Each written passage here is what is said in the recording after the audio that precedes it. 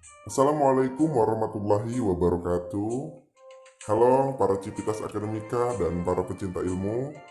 Kali ini aku akan mempresentasikan materi yang berjudul sumber-sumber hukum, sumber hukum material, dan sumber hukum formal.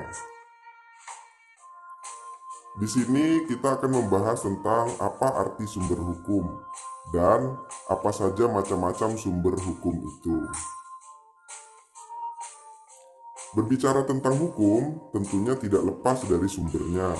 Ini sangat penting untuk diketahui dan dipahami secara komprehensif, agar pembelajaran mengenai hukum bukan hanya sekedar aspek definisinya saja.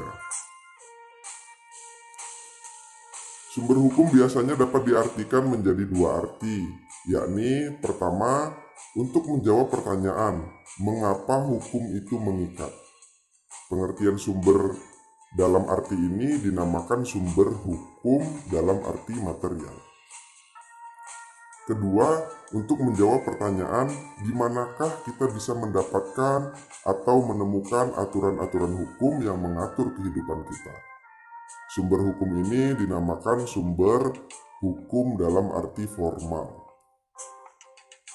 Tapi sebelum kita membahas lebih lanjut, jangan lupa subscribe, like, and share video ini ya teman-teman, agar kita bisa saling berbagi ilmu. Next. Macam-macam sumber hukum. 1. Sumber hukum material. 2. Sumber hukum formal. Di dalamnya ada undang-undang, kebiasaan, jurisprudensi, traktat, dan doktrin. 1. Sumber hukum material.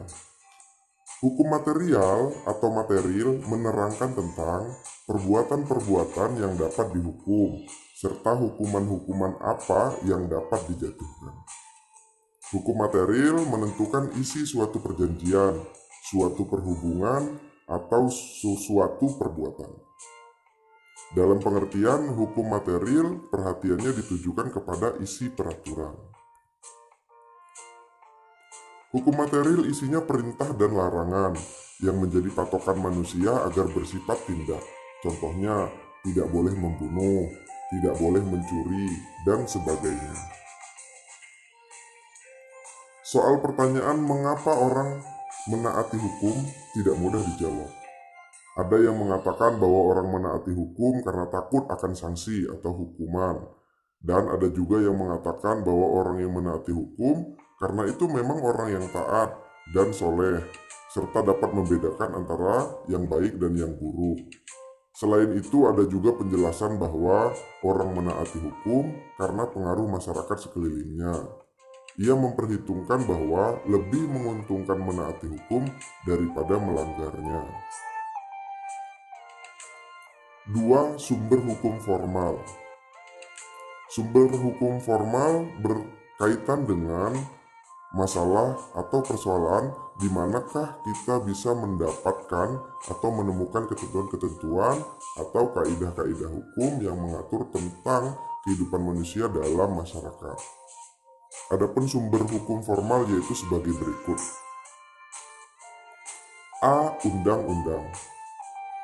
Hukum yang berbentuk undang-undang yaitu hukum tertulis yang merupakan produk legislasi atau perundang-undangan, yakni hasil kerjasama antara pemerintah dengan parlemen atau Dewan Perwakilan Rakyat.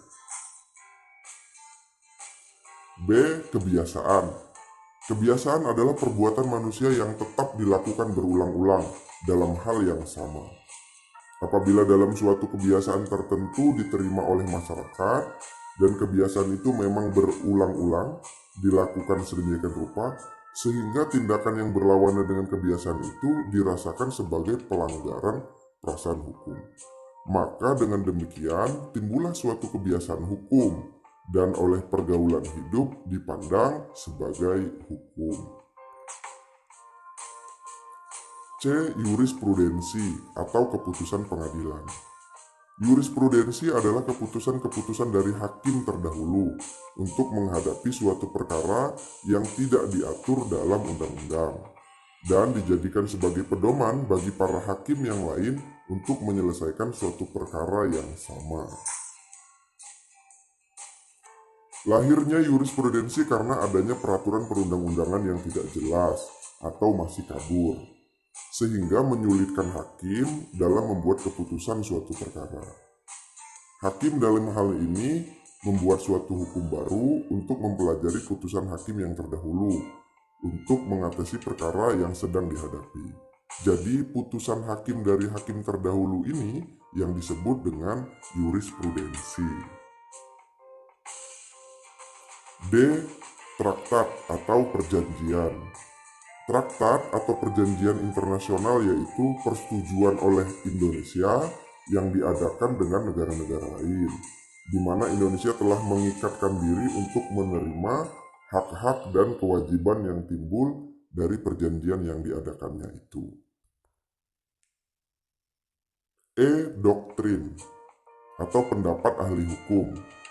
Menurut para ahli, doktrin adalah sebuah ajaran dalam ilmu atau bidang tertentu yang diterapkan sedemikian rupa oleh seseorang atau sekelompok orang kepada orang lain dengan sebuah tujuan tertentu yang sangat spesifik.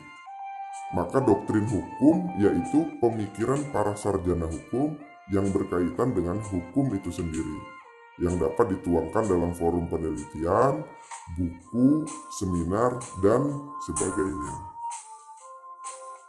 Oke, sekian presentasi dari saya. Saya ucapkan terima kasih banyak dan selalu dukung channel ini.